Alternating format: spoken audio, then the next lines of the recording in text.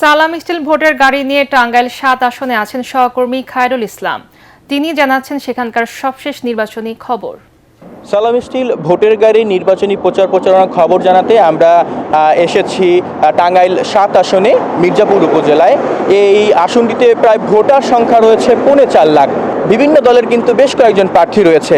এখানে বিএনপি থেকেও অংশ নিচ্ছেন সাবেক এমপি আবুল কালাম আজাদ এবং জামাতের হয়ে যিনি নির্বাচনে অংশ নিয়েছেন তিনি আবদুল্লাহ তালুকদার।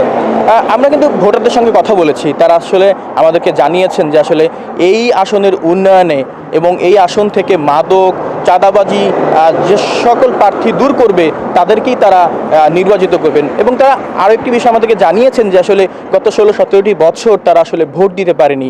তারা আশা করছেন এবার ভোটের একটি সুন্দর সুষ্ঠু পরিবেশ তৈরি হবে এবং সেই পরিবেশের মাধ্যমে তারা উৎসব মুখরভাবে গিয়ে তাদের পছন্দের প্রার্থীকে ভোট দিবেন।